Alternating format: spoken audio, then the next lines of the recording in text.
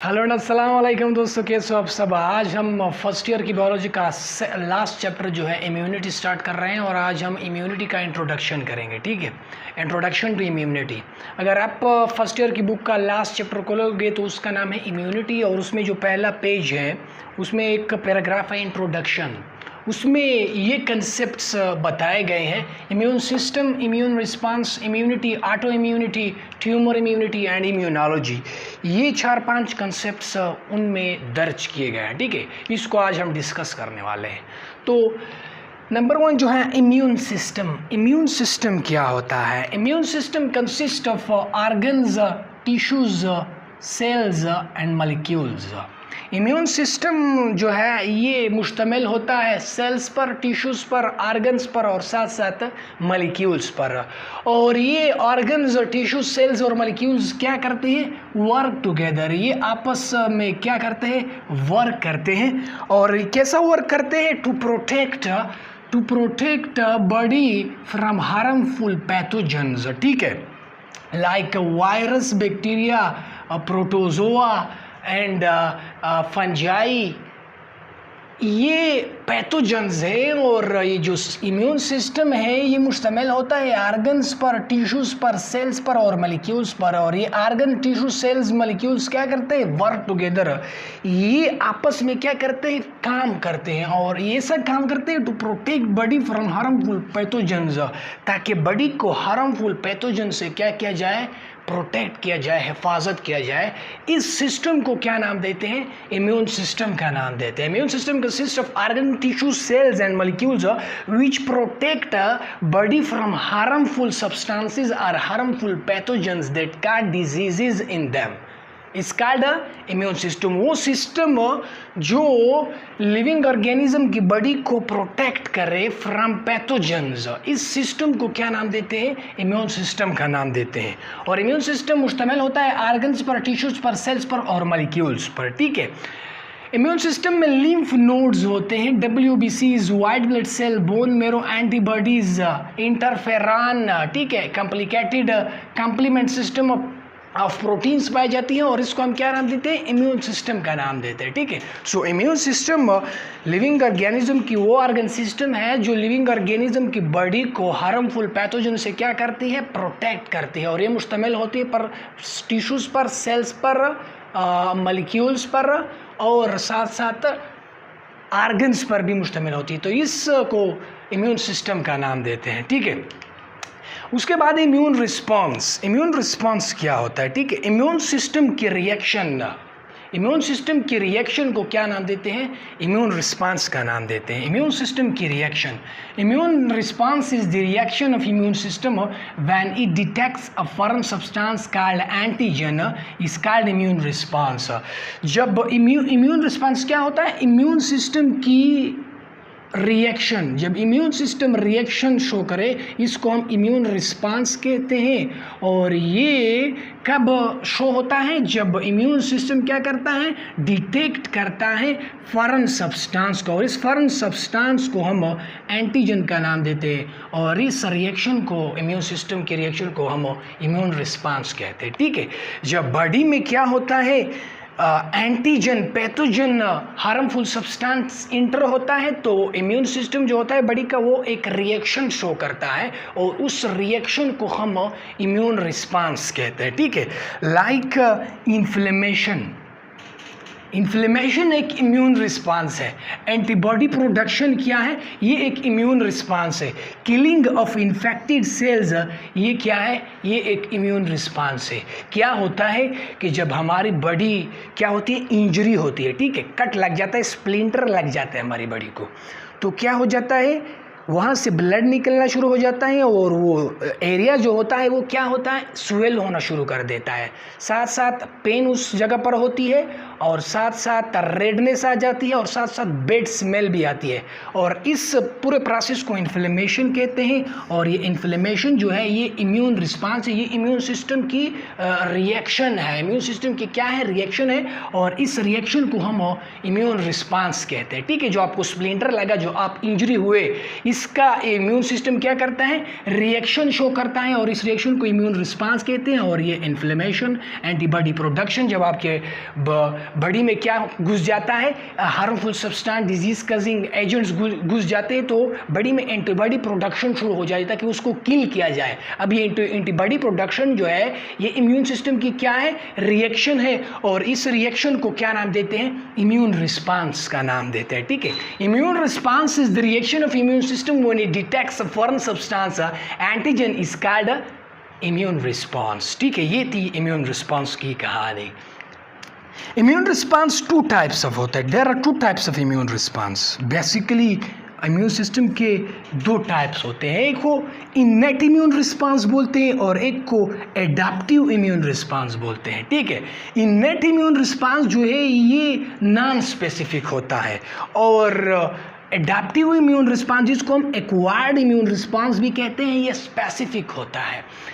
Non specific और specific का concept क्या है। ठीक है, नॉन स्पेसिफिक का मतलब है कि ये हर एक हार्मफुल सब्सटेंस, हर एक पैथोजन के लिए ये मखसूस नहीं होता। ठीक है, लाइक अगर बैक्टीरिया हमारे बॉडी में घुस गया है, ठीक है, बैक्टीरिया ने अटैक किया है, तो बैक्टीरिया के लिए जो इम्यून रिस्पांस शो होगा, वायरस के लिए जो इम्यून रिस्पांस शो होगा, प्रोटिस्ट के लिए जो इम्यून रिस्पांस शो होगा, इन सब के लिए इम्यून रिस्पांस कौन सा होगा, नॉन स्पेसिफिक होगा। एक इम्यून रिस्पांस होगा, कॉमन इम्यून रिस्पांस शो होगा प्रोटिस्ट के लिए भी, फंजाई के लिए भी, बैक्टीरिया के लिए भी, वायरस के लिए भी एक ही रिस्पांस शो होगा, और इसको हम कहते हैं नॉन स्पेसिफिक रिस्पांस, और नॉन स्पेसिफिक रिस्पांस को इनेट इम्यून रिस्पांस भी कहा जाता है। ठीक है, एडाप्टिव इम्यून रिस्पांस क्या होता है, ये स्पेसिफिक होता है। लाइक बैक्टीरिया के लिए अलग इम्यून रिस्पांस, फंजाई के लिए अलग इम्यून रिस्पांस, प्रोटिस्ट के लिए अलग इम्यून रिस्पांस, और वायरस के लिए अलग इम्यून रिस्पांस, और ये इसको हम स्पेसिफिक इम्यून रिस्पांस कहते हैं, या एडाप्टिव इम्यून रिस्पांस, या हम इसको एक्वायर्ड इम्यून रिस्पांस भी कहते हैं। ठीक है, तो ये थी इम्यून रिस्पांस के टाइप्स। इम्यून सिस्टम में दोबारा रिपीट करता हूँ, इम्यून सिस्टम मुश्तमिल होता है सेल्स पर, टिश्यूज पर, आर्गन्स पर, ठीक है, और मॉलिक्यूल्स पर। और ये टिश्यू, सेल्स, मॉलिक्यूल्स, आर्गन्स ये क्या करते हैं, वर्क टुगेदर, ये आपस में काम करते हैं ताकि बॉडी को प्रोटेक्ट किया जाए from harmful substances. Harmful substances disease causing agents को कहते हैं। ठीक है, जो इन्फेक्शन या डिजीज कज करती है उसको बचाने के लिए हमारे सिस्टम, हमारे बॉडीज में, एनिमल्स के बॉडीज में एक सिस्टम होता है, उस सिस्टम को क्या नाम देते हैं, इम्यून सिस्टम का नाम देते हैं, और ये lymph nodes, WBCs, bone marrow, antibodies पर मुश्तमिल होता है। ठीक है, इम्यून रिस्पांस, इस इम्यून सिस्टम की रिएक्शन को क्या बोलते हैं, इम्यून रिस्पांस बोलते हैं। जब आपके बॉडी में फॉरेन पार्टिकल्स घुस गया है, एंटर हो गया, ठीक है, अब इसके लिए आपकी इम्यून रिस्पांस एक रिएक्शन शो करता है उसको किल करने के लिए, ताकि उसको नॉर्मलाइज किया जाए, उसको किल किया जाए। ठीक है, और इस रिस्पांस को, इस रिएक्शन को इम्यून रिस्पांस कहते हैं। Inflammation, antibody production, killing of infected cells, ये क्या है, ये इम्यून रिस्पांस है। और immune response two types of होती है, एक को बोलते हैं इनेट इम्यून रिस्पांस और एक को बोलते हैं एडेप्टिव इम्यून रिस्पांस।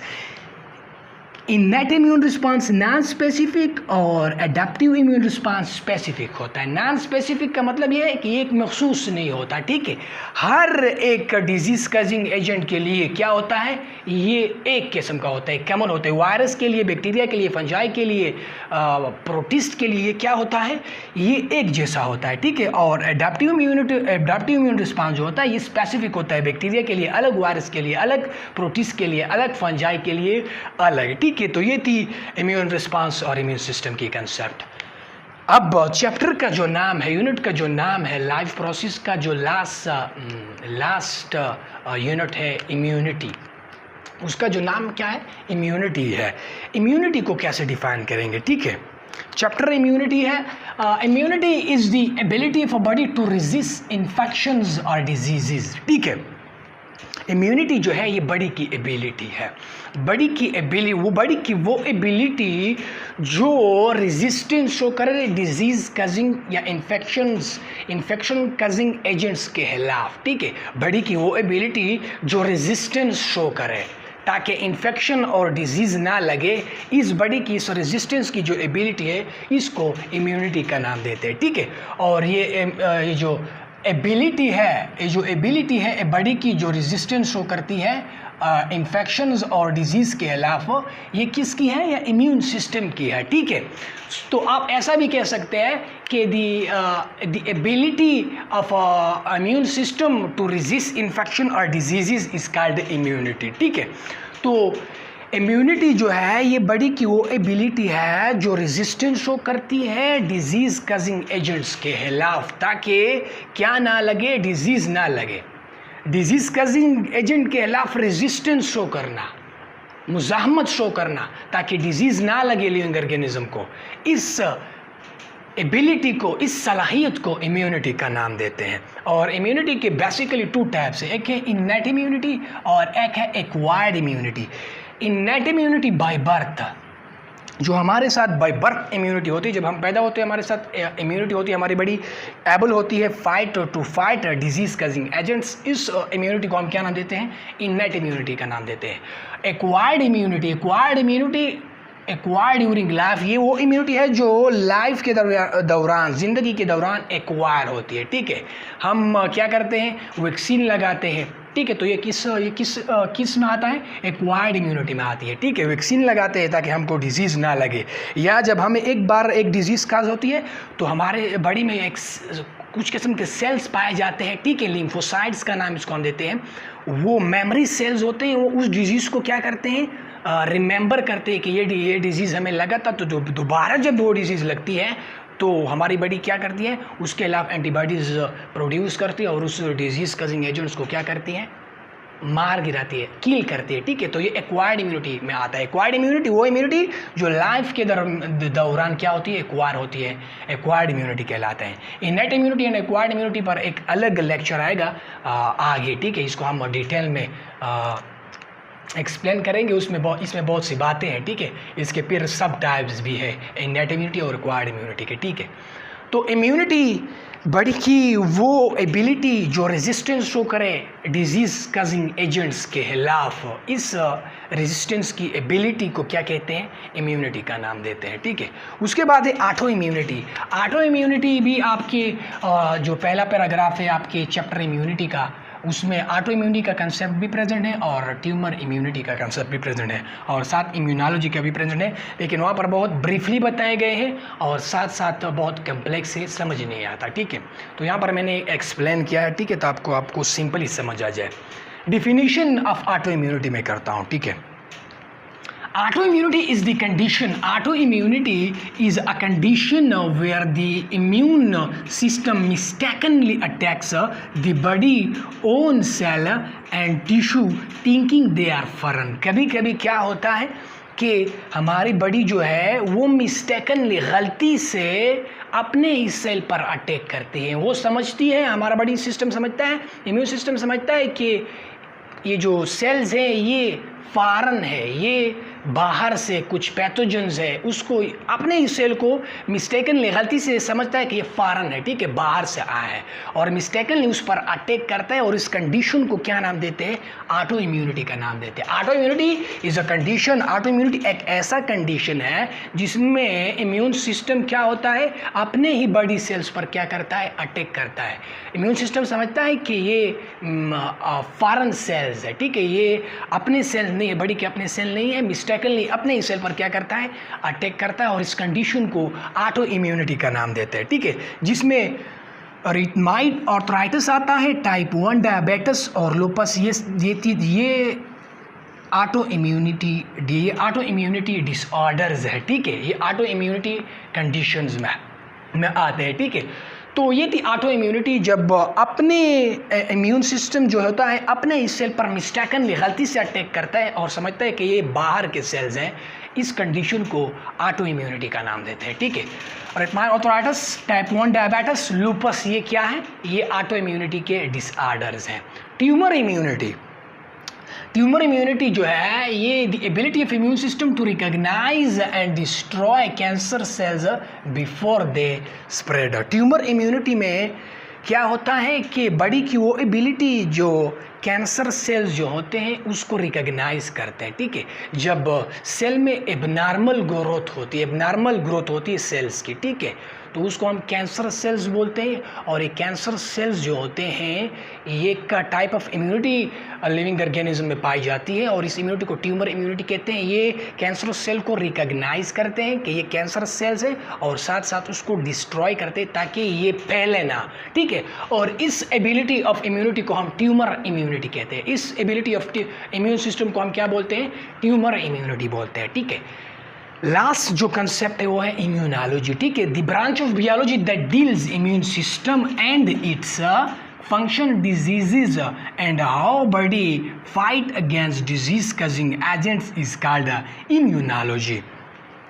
बायोलॉजी की वो ब्रांच जिसमें हम इम्यून सिस्टम को डील्स करते हैं और साथ साथ उसके फंक्शंस, उसके डिजीजेस और कैसे बड़ी एक डिजीज कॉजिंग एजेंट के खिलाफ रिस्पांस शो करता है, उसको हम क्या बोलते हैं?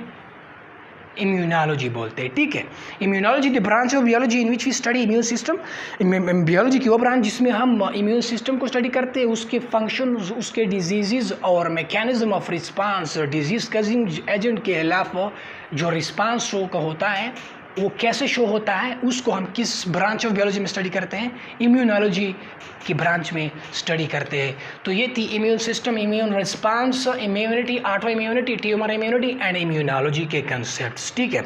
इसके बाद जो हमारा सेकंड लेक्चर होगा इम्यूनिटी का, वो होगा फर्स्ट लाइन ऑफ डिफेंस, ठीक है। तो उसमें मिलते हैं।